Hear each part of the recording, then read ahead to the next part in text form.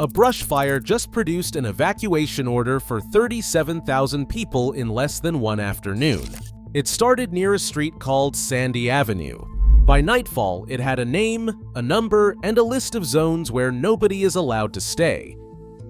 As of late evening Monday, May 18, 2026, the Sandy Fire in Simi Valley, Ventura County, California, has burned 1,364 acres at 0% containment. The Ronald Reagan Presidential Library has been evacuated. At least 750 firefighters are on scene. At least one home has burned.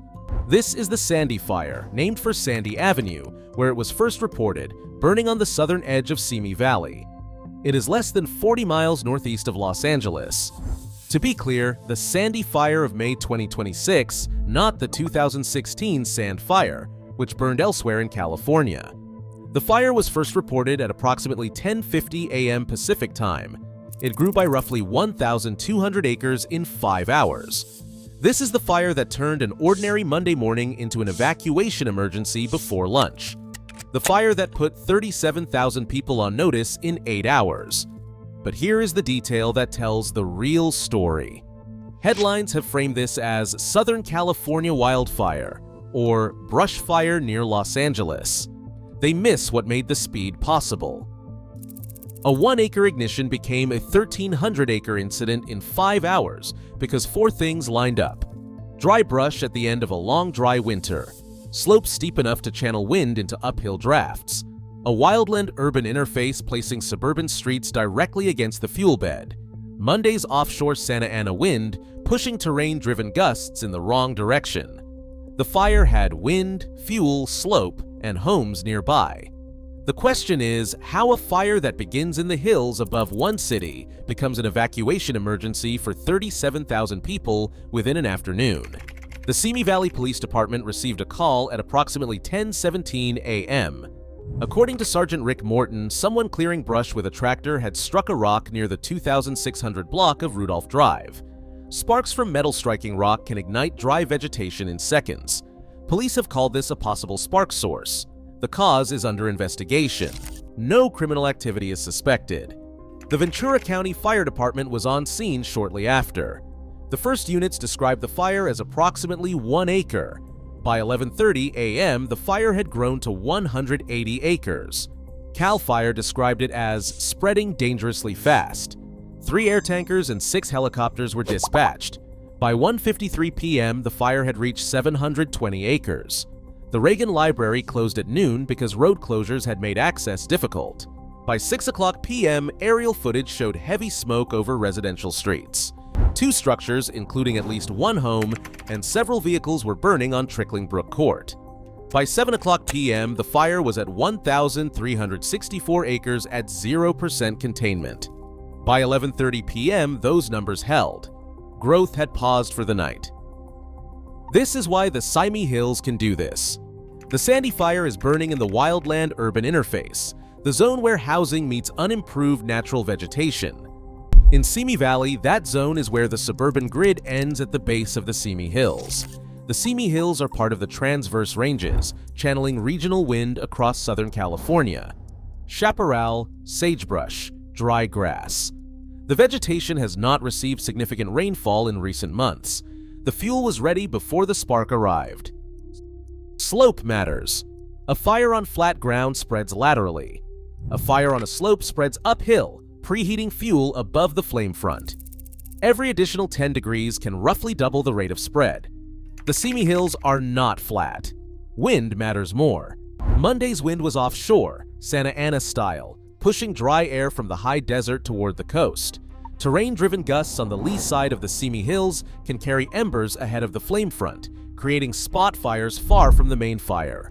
Forecasters reported the winds were expected to subside by late afternoon. Some of that subsidence is why the growth paused by evening. Not because the fire was controlled, this is who had to leave. By Monday afternoon, Ventura County Fire and Sheriff's Office issued mandatory evacuation orders for 3 zones in South Simi Valley: Simi 32, Simi 34, and Simi 35. The area runs roughly south of Royal Avenue, east of Madera Road, west of Edison Road, and north of Albertson Fire Road. Warnings were issued for Simi 31 in Simi Valley, plus TOAK-06 and TOAK-07 in nearby Thousand Oaks. The warnings instruct residents to prepare to leave but indicate the threat is not yet imminent.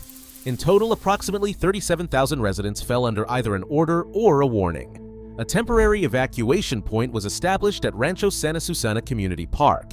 The American Red Cross provided shelter, food, and water. Small animals were directed to the Simi Valley Animal Shelter, and large animals to the Ventura County Fairgrounds. The Ronald Reagan Presidential Library was evacuated at noon. Although it was not in the fire path, road closures made access unsafe. The Simi Valley Unified School District acted first. Crestview Elementary and Mountain View Elementary evacuated students by bus to Simi Valley High School. The district had not been ordered to evacuate, but chose to. By 6:15 p.m., at least 7 schools fell within the evacuation zones. All Tuesday classes were canceled. Governor Gavin Newsom's office stated he had been briefed. The Los Angeles Fire Department prepositioned strike teams in the San Fernando Valley. In January 2025, the Palisades Fire and the Eaton Fire combined to burn approximately 40,000 acres, destroy thousands of homes, and force tens of thousands to evacuate. In 2018, the Camp Fire destroyed the town of Paradise. The Woolsey Fire burned across Ventura and Los Angeles counties the same year. Each began with wind, dry brush, and steep terrain. The Sandy Fire is not yet one of those events. By Monday evening, the official tally was at least 1 home destroyed and several structures damaged. No injuries had been reported. What the Sandy Fire shares with those historic events is not scale. It is the ingredients: wind, dry brush, steep terrain. Homes close to the burn area. Officials respond fast to a fire with those ingredients because California has learned at high human cost how quickly such a fire can become much worse. Through May 12, 2026, CAL FIRE's year-to-date totals were below the 5-year average. The Sandy Fire is not a statewide crisis. The Sandy Fire could be slowed by calming winds. It could also grow if wind shifts return. The difference is measured in hours, not days. That is the speed at which wind-driven Southern California fires operate. This is not the Palisades Fire. This is not the Camp Fire. This is what officials watch precisely because it could become a fire worth comparing to those. And the fire is still going. The firefighters are still working. The Reagan Library is still closed. The schools are still under cancellation for Tuesday. The 37,000 residents are still away from home. The cause is still under investigation. The wind has not made any promises.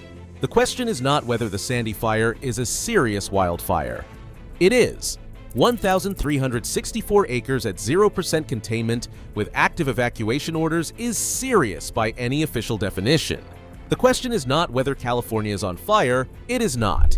One active incident in Ventura County does not constitute a statewide crisis. CAL FIRE's year-to-date numbers show fewer acres burned this year than the 5-year average. The question is what it means when a single spark, on a single hillside, on a single Monday morning, can produce an evacuation emergency for 37,000 people in less than one afternoon.